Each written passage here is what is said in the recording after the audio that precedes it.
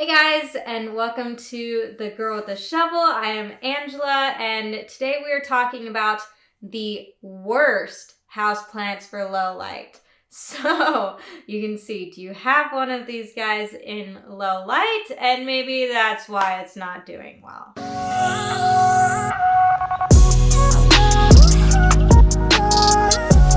To start off, we have ferns. Now this is a rather large category, but I'm just gonna say all ferns. I haven't come across a single fern that does well in low light. Okay, you let me know in the comments below if you found one. I know that the bird's nest fern does a bit better in low light, but still, like, I have mine in an east-facing window a little bit further away, and it still just isn't thriving.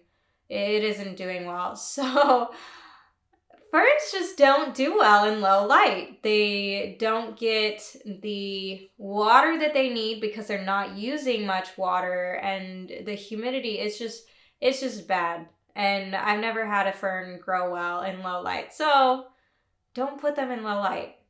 And if they are, bring them out. I had mine under a shaded porch in the summer and it loved it. And so it kind of came back from not doing well in the low light.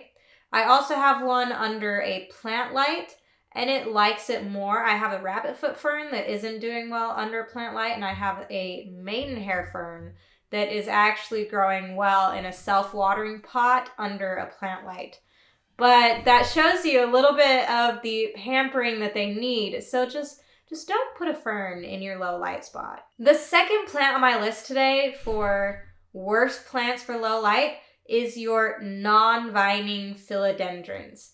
Now, these are the ones that have a central stem and have the leaves all come out from around that central stem. And I just have not had success with these in low light. They just don't grow very well. Or I have a Birkin that is near a plant light and it just keeps stretching over and over, and I keep rotating and it just keeps going the other way. So, and then my other philodendron just didn't grow like at all. It was like a full year and it didn't do anything. And so I would say those non-vining philodendrons, just put them in brighter light. That's what they need. And if you're looking for something for a low light position, don't get one of these types of philodendrons. Now, third on my list is fiddly figs. Okay, now I did a whole video on caring for fiddly figs, and I mentioned that they need brighter light, and they really do. If you have fiddly figs in low light, I tried it out. I test a lot of these things for you guys. I test them to see what will work and what won't work, and they don't do well. They drop leaves, they don't grow, they start looking scraggly. It's just don't do it. Just don't do it, guys. Give it more light if you have one. And if you don't have a space for a fiddly fig in a nice bright window, then just pass. Get something else. Get something on my other list. I have another list of the best plants for low light. Get one of those. Okay, don't put a fiddly fig in low light. And then fourth on my list is Dracaenas. Now, they're kind of popular, but kind of not right now. I feel like they're not really talked about, but then I still see quite a few being sold and quite a few people buying them. But they're just not the easiest plant to take care of. They are kind of picky and they don't do well in low light. I've had some in low light. Like I have this guy back here, a limelight, which he's not variegated, and so he should be able to tolerate a bit of lower light. But I'm eventually going to have to move him because he's just, needs brighter light. So in the spring, he's going to go outside. But Dracaenas just don't do well in lower light. And part of it is that overwatering factor. I'm very careful with this, my limelight here. In low light, it does not do well. It doesn't use much water. And so people overwater it and it just dies so fast. The canes rot and just the whole plant is gone at that point. So I would say do not put any type of Dracaena in low light. Make sure that it's next to a window, preferably an east or west facing window, or maybe even a south facing if you have a little bit of protection like a sheer curtain or something that won't get it like burning, but it'll still get a lot of light. Dracaenas would love those spots, but they do not do well in low light. And then fifth is Monsteras. Now, Monsteras, people say are like, oh, they're so easy to take care of. And I mean, yeah, they'll stay alive, but will they look good? That's the thing. So Monsteras will stay alive in low light, but they won't look good. They'll get kind of leggy, their leaves will get small, and then you have like small little leaves on a big old stem. It starts looking like what your Peperomias, sorry, I've got one right over there. It starts looking like your Peperomias, your Chinese money plant with a tiny little leaf and a big long stem, and it does not look good when it's growing in low light. So definitely move your Monstera into brighter light.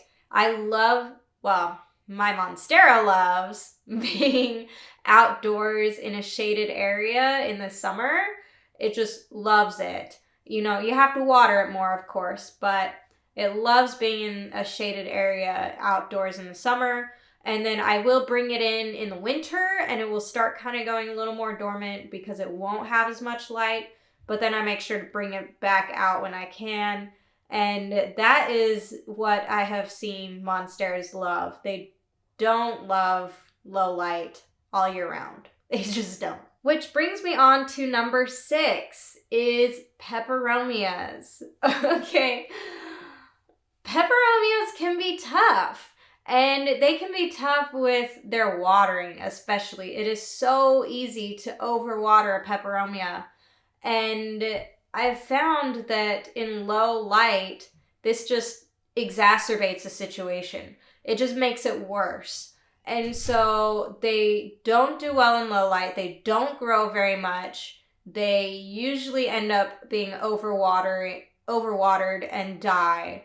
So do not put Peperomias in low light. And if you have one in low light right now, I'm guessing it's probably not doing well. Let me know in the comments if you have one that's doing well in low light. Let me know. I'd love to hear that. But in my experience, they don't do well. And every time I've had one, I've put it in low light, it just starts kind of just being sad. And then every time I just have to move it into brighter light. I move it right in the windowsill of my north-facing windows, and it's better.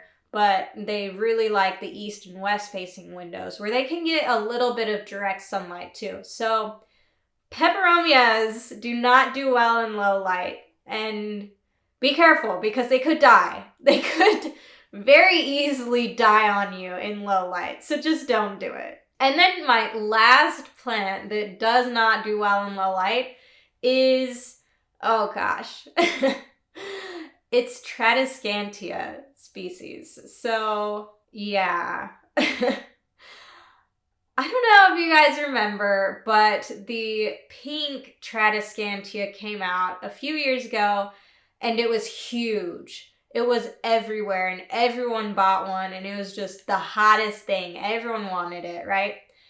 And now they're just gone. You don't see them, you can't find them. It's just, they're gone. And part of it is they just do not do well in low light. And that's what most people have. I mean, honestly, most people do not have glass walls. Most people don't have skylights in their home. Most people don't have, plant lights. A lot of people don't have plant lights. They're just looking for a plant to put in their window, or even just, on a table or a shelf or something to look nice, We don't have tons of bright light, and a lot of us don't have, when we do have it, it fills up fast. And so just that space fills up. So we can't put every single plant that we own in this bright light spot. I mean, maybe if you just have a few plants, but I mean, you can tell I don't. I have to figure out what works in low light. Most of my windows are north facing, most of them. So Tradescantia does not do well. Both the pink and the purple ones, they do not do well. And part of that is kind of like the Dracaenas and the Peperomias. They get overwatered easily. Then they start dying. They'll have, their leaves will start just dying away. And I think part of it is cold. I have a theory about that. They don't like the colder, lower light, colder spots. They love just being in that window ledge, like right, or in the windowsill, not the ledge. They're not outside, they're inside. So in the windowsill. But they love brighter light, and every time I've gotten one and I put it in low light, it starts suffering, and then I move it to bright light, and it's like, oh, it's suddenly better. So do not put your Tradescantia, if you still have one. I know a lot of people's died. Do not put it in low light. Put it in at least medium light. And then remember that it's kind of like a succulent. Don't overwater your Tradescantia, even in bright light. Just don't do it. It's bad. It's bad. Speaking from experience here, it is bad. Do not give it too much water. And mine just likes it if I just forget about it. I literally don't touch it, and it does better. So just water every several weeks for mine, honestly. It's winter time, so that's what it is right now. But anyways, do not put a Tradescantia in low light. It will die on you, it will look sad, and it will just slowly keep declining. And if yours is doing that, it's like, oh, maybe you need to just move it. Move it into that brighter light. Okay, and all of these plants, all of the plants that I've listed, if they're not doing well, try moving them into brighter light, and they'll probably do better for you. Trust me, they'll probably do better for you, because these plants just like more light. So that was it for my video on the worst plants for low light spots. And if you're trying to fill a low light spot, do not put one of these guys in there. And if you want to find one, check out my video of the best plants for low light. I just recorded that one, so you guys can check that one out if you're looking to fill a darker location within your home, because we all have them and we want them to be beautiful too. I mean, it's like I have the perfect little corner table, and it just needs a plant there. And so I have to get a plant that will work there, and not just any plant. It has to be one of them. So check out the list in my other video. Make sure you don't put one of these worst houseplants in that low light spot. And then if you want more care information for any of these plants, go ahead and check out my website at thegirlwiththeshovel.com. And then if you have any more plants that you want to add to this list of worst houseplants for low light, I know there are quite a few.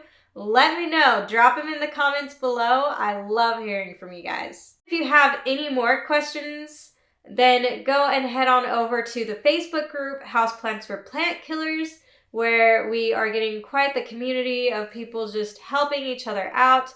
I am also in there to help you out, let you know any questions you may have. So go ahead and head on over to Facebook there and join us there. And then if you like this video, go ahead and hit the like button, the thumbs up. I don't know what to call it. Do you call it a thumbs up or do you call it a like button? It used to just be a like button, but now it's like a thumbs up. Anyways, if you like this video, go ahead and hit the like button and subscribe, and I will see you in the next video.